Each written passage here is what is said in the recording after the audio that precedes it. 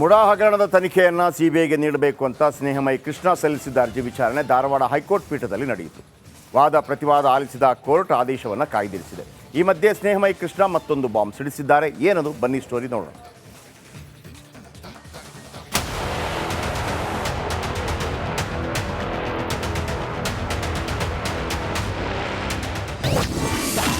CM ಸಿದ್ದರಾಮಯ್ಯಗೆ ತಾತ್ಕಾಲಿಕ relief. CBI ತನಿಖೆ ಆದೇಶ ಕಾಯ್ದಿರಿಸಿದ ಕೋರ್ಟ್. ಮುಡಾ ಕೇಸ್ ಸಿಬಿಐಗೆ ಹಸ್ತಾಂತರಿಸುವಂತೆ ದೂರುದಾರ ಸ್ನೇಹಮಯಿ ಕೃಷ್ಣ ಸಲ್ಲಿಸಿದ್ದ ಅರ್ಜಿ ವಿಚಾರಣೆ ಇಂದು ಧಾರವಾಡ ಹೈಕೋರ್ಟ್ ಪೀಠದಲ್ಲಿ ನಡೆಯಿತು. ಕೋರ್ಟ್ನಲ್ಲಿ ವಕೀಲರ ವಾದ ಪ್ರತಿವಾದ ಜೋರಾಗಿತ್ತು. ಮುಡಾ ಕೇಸ್ ಸಿಬಿಐಗೆ ಹಸ್ತಾಂತರಿಸುವಂತೆ ಸ್ನೇಹಮಯಿ ಕೃಷ್ಣ ಅರ್ಜಿ ಸಲ್ಲಿಸಿದ್ರು. ಸ್ನೇಹಮಯಿ ಪರ ಮಣಿಂದರ್ ಸಿಂಗ್ ವಾದ ಮಂಡಿಸಿದ್ರು. ಭೂ ಮಾಲೀಕ ದೇವೇಂದ್ರ ಪರ ದುಷ್ಯಂತ್ ದವೆ ವಾದ ಮಾಡಿದ್ರು. ಮಣಿಂದರ್ ಸಿಂಗ್ ವಾದಕ್ಕೆ ಅಭಿಷೇಕ್ ಮನು ಸಿಂಘ್ವಿ ಸಿಬಲ್ ಪ್ರತಿವಾದ ಮಂಡಿಸಿದ್ರು. ವಾದ ಪ್ರತಿವಾದ ಆಲಿಸಿದ ಹೈಕೋರ್ಟ್ ಪೀಠ ಮುಡಾ ಸಿಬಿಐ ತನಿಖೆ ಆದೇಶವನ್ನ ಕಾಯ್ದಿರಿಸಿದೆ. ಮುಂದಿನ ಆದೇಶದವರೆಗೂ ಜನಪ್ರತಿನಿಧಿಗಳ ನ್ಯಾಯಾಲಯಕ್ಕೆ ವರದಿ ಸಲ್ಲಿಸುವಂತಿಲ್ಲ ಎಂದು ಸೂಚನೆ ನೀಡಿದೆ. ಇನ್ನು ಧಾರವಾಡ ಹೈಕೋರ್ಟ್ ಪೀಠದಲ್ಲಿ ವಾದ ಪ್ರತಿವಾದ ಹೇಗಿತ್ತು ಅಂತ ನೋಡೋದಾದ್ರೆ, ಕೃಷ್ಣ ಪರ ಮಣಿಂದರ್ ವಾದ. ಸಿಎಂ ಸಿದ್ದರಾಮಯ್ಯ ವಿರುದ್ಧ ಗಂಭೀರ ಆರೋಪವಿದೆ. ಸ್ಥಳೀಯ ಅಧಿಕಾರಿಗಳು ಕೇಸ್ನಲ್ಲಿ ಶಾಮೀಲಾಗಿದ್ದಾರೆ. ಹೀಗಾಗಿ ಸಿಬಿಐ ತನಿಖೆಗೆ ನೀಡುವಂತೆ ಮಣಿಂದರ್ ಸಿಂಗ್ ವಾದ ಮಾಡಿದ್ರು. ದೇವರಾಜ್ ಪರ ದವೆ ವಾದ. ಲೋಕಾಯುಕ್ತಗೆ ಕೊಟ್ಟ ದೂರಲ್ಲೇ ಸಿಬಿಐ ತನಿಖೆ ಉಲ್ಲೇಖಿಸಿಲ್ಲ. ಸ್ನೇಹಮಯಿ ಕೃಷ್ಣ ಕೋರ್ಟ್ಗೆ ಕೆಲ ದಾಖಲೆ ಮುಚ್ಚಿಟ್ಟಿದ್ದಾರೆ. ಹೀಗಾಗಿ ಸಿಬಿಐ ತನಿಖೆ ಅಗತ್ಯ ಇಲ್ಲ ಅಂತ ದುಷ್ಯಂತ್ ದವೆ ವಾದ ಮಂಡಿಸಿದ್ರು.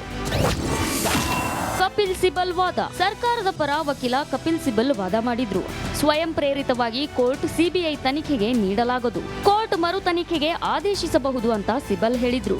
ಏಕಕಾಲಕ್ಕೆ ಎರಡೆರಡು ತನಿಖಾ ಸಂಸ್ಥೆಗಳಿಂದ ತನಿಖೆ ಆಗಲ್ಲ. ಸಿಎಂ ಪರ ಸಿಂಘ್ವಿ ವಾದ. ದೂರುದಾರರು ಕೇಳಿದ ಮಾತ್ರಕ್ಕೆ ಸಿಬಿಐಗೆ ನೀಡಲು ಆಗಲ್ಲ. ಸಿಬಿಐಗೆ ನೀಡಲು ಈ ಪ್ರಕರಣದಲ್ಲಿ ಯಾವುದೇ ಗ್ರೌಂಡ್ಸ್ ಇಲ್ಲ. ಸಿದ್ದರಾಮಯ್ಯ ಸಿಎಂ ಅನ್ನೋದು ಬಿಟ್ರೆ ಅವರ ವಿರುದ್ಧ ಸಾಕ್ಷಿ ಇಲ್ಲ. ಸಿಎಂ ಎಂಬ ಏಕೈಕ ಕಾರಣಕ್ಕೆ ಸಿಬಿಐ ತನಿಖೆಗೆ ನೀಡಬೇಕು ಅಷ್ಟೇ. ಹೈಕೋರ್ಟ್ ಆದೇಶ ಕಾಯ್ದಿರಿಸುತ್ತಿದ್ದಂತೆ ರಿಪಬ್ಲಿಕ್ ಕನ್ನಡಕ್ಕೆ ದೂರುದಾರ ಸ್ನೇಹಮಯಿ ಕೃಷ್ಣ ಮಾಹಿತಿ ನೀಡಿದ್ದಾರೆ. ಸಿಬಿಐಗೆ ತನಿಖೆ ನೀಡುವಂತೆ ಅರ್ಜಿ ಸಲ್ಲಿಸಲು ಕಾರಣ ಏನು ಅನ್ನೋದನ್ನ ಅವರೇ ಹೇಳಿದ್ದಾರೆ. ಇವತ್ತು ಬೆಳಗ್ಗೆಯಿಂದ ಇಷ್ಟೊತ್ತಿನವರೆಗೂ ಸುದೀರ್ಘವಾದ ವಾದ ವಿವಾದಗಳು ನಡೆದಿದೆ. ಸೊ ಮಾನ್ಯ ನ್ಯಾಯಾಲಯಕ್ಕೆ ನಮ್ಮ ವಕೀಲರು ಈ ಪ್ರಕರಣನ ಸಿಬಿಐಗೆ ಯಾಕೆ ವಹಿಸಬೇಕು ಅನ್ನೋದ್ರ ಬಗ್ಗೆ ಸಾಕಷ್ಟು ಮಾಹಿತಿಗಳನ್ನು ದಾಖಲಾತಿ ಸಮೇತ ಮತ್ತು ಮಾನ್ಯ ಸರ್ವೋಚ್ಚ ನ್ಯಾಯಾಲಯದ ಒಂದು ಆದೇಶಗಳ ಮೂಲಕ ತಿಳಿಸಿದ್ದಾರೆ. ಸೊ ಅದೇ ರೀತಿ ಎದುರುದಾರರು ಕೂಡ ಅವರಿಗೆ ಸರಿ ಅನಿಸಿದಂಥ ಸಾಕಷ್ಟು ವಿಚಾರಗಳನ್ನು ಕೂಡ ಮಂಡನೆ ಮಾಡಿದ್ದಾರೆ. ಸೊ ಇವೆಲ್ಲವನ್ನು ಕೂಡ ಆಲಿಸಿದಂಥ ಮಾನ್ಯ ನ್ಯಾಯಾಲಯ ಇವತ್ತು ಸಂಪೂರ್ಣವಾಗಿ ವಾದ ವಿವಾದವನ್ನು ಮುಗಿಸಿ ಒಂದು ಆದೇಶಕ್ಕೆ ಕಾಯ್ದಿರಿಸಿದೆ. ಡೇಟ್ ಏನಾದ್ರು ಕೊಟ್ಟಿದ್ದಾರೆ ಸರ್? ಇಲ್ಲ ಸರ್, ದಿನಾಂಕ ಕೊಟ್ಟಿಲ್ಲ ಸರ್. ತೀರ್ಪಿಗೆ ಕಾಯ್ದಿರಿಸಿದ್ರೆ ಅಷ್ಟೇ. ಯಾವತ್ತಾದರೂ ಕೊಡ್ಬೋದು ಅವರು, ಯಾವತ್ತು ಮಾನ್ಯ ನ್ಯಾಯಾಲಯಕ್ಕೆ ಅವಕಾಶ ಸಿಗುತ್ತೆ. ಒಟ್ನಲ್ಲಿ ಸಿಎಂ ಸಿದ್ದರಾಮಯ್ಯರಿಗೆ ಮುಡಾ ಮಗ್ಗಲ ಮುಳ್ಳಾಗಿದೆ. ಇದೀಗ ಹೈಕೋರ್ಟ್ ಪೀಠ ಆದೇಶ ಕಾಯ್ದಿರಿಸಿದ್ದು ಸಿಎಂ ತಲೆ ಮೇಲೆ ತೂಗುಗತ್ತಿಯಂತಾಗಿದೆ. D V Kammar, Republic Kannada, Dharwad.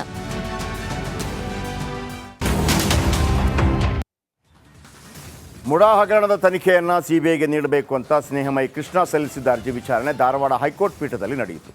ವಾದ ಪ್ರತಿವಾದ ಆಲಿಸಿದ ಕೋರ್ಟ್ ಆದೇಶವನ್ನು ಕಾಯ್ದಿರಿಸಿದೆ. ಈ ಮಧ್ಯೆ ಸ್ನೇಹಮಯಿ ಕೃಷ್ಣ ಮತ್ತೊಂದು ಬಾಂಬ್ ಸಿಡಿಸಿದ್ದಾರೆ. ಏನದು ಬನ್ನಿ ಸ್ಟೋರಿ ನೋಡೋಣ.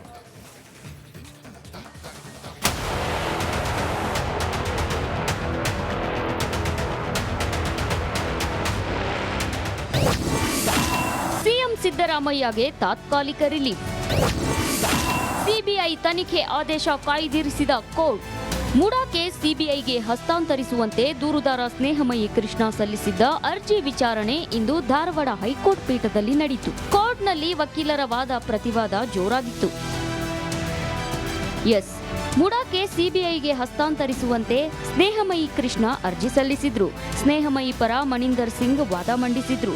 ಭೂ ಮಾಲೀಕ ದೇವೇಂದ್ರ ಪರ ದುಷ್ಯಂತ್ ದವೆ ವಾದ ಮಾಡಿದ್ರು. ಮಣಿಂದರ್ ಸಿಂಗ್ ವಾದಕ್ಕೆ ಅಭಿಷೇಕ್ ಮನು ಸಿಂಘ್ವಿ ಸಿಬಲ್ ಪ್ರತಿವಾದ ಮಂಡಿಸಿದ್ರು. ವಾದ ಪ್ರತಿವಾದ ಆಲಿಸಿದ ಹೈಕೋರ್ಟ್ ಪೀಠ ಮುಡಾ ಸಿಬಿಐ ತನಿಖೆ ಆದೇಶವನ್ನ ಕಾಯ್ದಿರಿಸಿದೆ. ಮುಂದಿನ ಆದೇಶದವರೆಗೂ ಜನಪ್ರತಿನಿಧಿಗಳ ನ್ಯಾಯಾಲಯಕ್ಕೆ ವರದಿ ಸಲ್ಲಿಸುವಂತಿಲ್ಲ ಎಂದು ಸೂಚನೆ ನೀಡಿದೆ. ಇನ್ನು ಧಾರವಾಡ ಹೈಕೋರ್ಟ್ ಪೀಠದಲ್ಲಿ ವಾದ ಪ್ರತಿವಾದ ಹೇಗಿತ್ತು ಅಂತ ನೋಡೋದಾದ್ರೆ, ಕೃಷ್ಣ ಪರ ಮಣಿಂದರ್ ವಾದ. ಸಿಎಂ ಸಿದ್ದರಾಮಯ್ಯ ವಿರುದ್ಧ ಗಂಭೀರ ಆರೋಪವಿದೆ. ಸ್ಥಳೀಯ ಅಧಿಕಾರಿಗಳು ಕೇಸ್ನಲ್ಲಿ ಶಾಮೀಲಾಗಿದ್ದಾರೆ. ಹೀಗಾಗಿ ಸಿಬಿಐ ತನಿಖೆಗೆ ನೀಡುವಂತೆ ಮಣಿಂದರ್ ಸಿಂಗ್ ವಾದ ಮಾಡಿದ್ರು. ದೇವರಾಜ್ ಪರ ದವೆ ವಾದ. ಲೋಕಾಯುಕ್ತಗೆ ಕೊಟ್ಟ ದೂರಲ್ಲೇ ಸಿಬಿಐ ತನಿಖೆ ಉಲ್ಲೇಖಿಸಿಲ್ಲ. ಸ್ನೇಹಮಯಿ ಕೃಷ್ಣ ಕೋರ್ಟ್ಗೆ ಕೆಲ ದಾಖಲೆ ಮುಚ್ಚಿಟ್ಟಿದ್ದಾರೆ. ಹೀಗಾಗಿ ಸಿಬಿಐ ತನಿಖೆ ಅಗತ್ಯ ಇಲ್ಲ ಅಂತ ದುಷ್ಯಂತ್ ದವೆ ವಾದ ಮಂಡಿಸಿದ್ರು. ಕಪಿಲ್ ಸಿಬಲ್ ವಾದ. ಸರ್ಕಾರದ ಪರ ವಕೀಲ ಕಪಿಲ್ ಸಿಬಲ್ ವಾದ ಮಾಡಿದ್ರು. ಸ್ವಯಂ ಪ್ರೇರಿತವಾಗಿ ಕೋರ್ಟ್ ಸಿಬಿಐ ತನಿಖೆಗೆ ನೀಡಲಾಗದು. ಕೋರ್ಟ್ ಮರು ತನಿಖೆಗೆ ಆದೇಶಿಸಬಹುದು ಅಂತ ಸಿಬಲ್ ಹೇಳಿದ್ರು. ಏಕಕಾಲಕ್ಕೆ ಎರಡೆರಡು ತನಿಖಾ ಸಂಸ್ಥೆಗಳಿಂದ ತನಿಖೆ ಆಗಲ್ಲ. ಸಿಎಂ ಪರ ಸಿಂಘ್ ವಿವಾದ. ದೂರುದಾರರು ಕೇಳಿದ ಮಾತ್ರಕ್ಕೆ ಸಿಬಿಐಗೆ ನೀಡಲು ಆಗಲ್ಲ. ಸಿಬಿಐಗೆ ನೀಡಲು ಈ ಪ್ರಕರಣದಲ್ಲಿ ಯಾವುದೇ ಗ್ರೌಂಡ್ಸ್ ಇಲ್ಲ. ಸಿದ್ದರಾಮಯ್ಯ ಸಿಎಂ ಅನ್ನೋದು ಬಿಟ್ರೆ ಅವರ ವಿರುದ್ಧ ಸಾಕ್ಷಿ ಇಲ್ಲ. ಸಿಎಂ ಎಂಬ ಏಕೈಕ ಕಾರಣಕ್ಕೆ ಸಿಬಿಐ ತನಿಖೆಗೆ ನೀಡಬೇಕು ಅಷ್ಟೇ. ಹೈಕೋರ್ಟ್ ಆದೇಶ ಕಾಯ್ದಿರಿಸುತ್ತಿದ್ದಂತೆ ರಿಪಬ್ಲಿಕ್ ಕನ್ನಡಕ್ಕೆ ದೂರುದಾರ ಸ್ನೇಹಮಯಿ ಕೃಷ್ಣ ಮಾಹಿತಿ ನೀಡಿದ್ದಾರೆ. ಸಿಬಿಐಗೆ ತನಿಖೆ ನೀಡುವಂತೆ ಅರ್ಜಿ ಸಲ್ಲಿಸಲು ಕಾರಣ ಏನು ಅನ್ನೋದನ್ನ ಅವರೇ ಹೇಳಿದ್ದಾರೆ.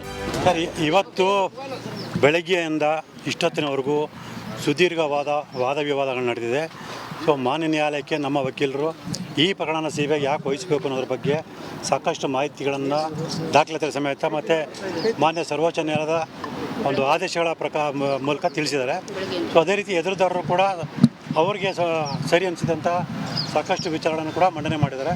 ಸೊ ಇವೆಲ್ಲವನ್ನು ಕೂಡ ಆಲಿಸಿದಂಥ ಮಾನ್ಯ ನ್ಯಾಯಾಲಯ ಇವತ್ತು ಸಂಪೂರ್ಣವಾಗಿ ವಾದ ವಿವಾದನ ಮುಗಿಸಿ ಒಂದು ಆದೇಶಕ್ಕೆ ಕಾಯ್ದಿರಿಸಿದೆ.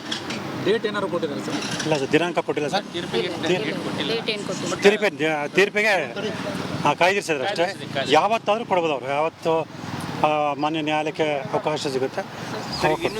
ಒಟ್ನಲ್ಲಿ ಸಿಎಂ ಸಿದ್ದರಾಮಯ್ಯರಿಗೆ ಮುಡ ಮಗ್ಗಲ ಮುಳ್ಳಾಗಿದೆ. ಇದೀಗ ಹೈಕೋರ್ಟ್ ಪೀಠ ಆದೇಶ ಕಾಯ್ದಿರಿಸಿದ್ದು ಸಿಎಂ ತಲೆ ಮೇಲೆ ತೂಗುಗತ್ತಿಯಂತಾಗಿದೆ. D V Kammar, Republic Kannada, Dharwad.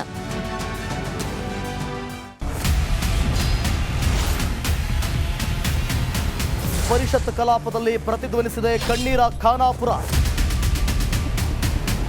Republic Kannada ಸುದ್ದಿವಾಹಿನಿ ತಂಡ ಕಣ್ಣೀರ ಖಾನಾಪುರ ಅಭಿಯಾನದ ಮೂಲಕ ಒಂದು ಗ್ರೌಂಡ್ ರಿಪೋರ್ಟ್ ಮಾಡಿ ಕಾಡಂಚಿನ ಜನರ ಬದುಕು ಬವಣೆಯನ್ನು ತೆರೆದಿಟ್ಟಿದೆ.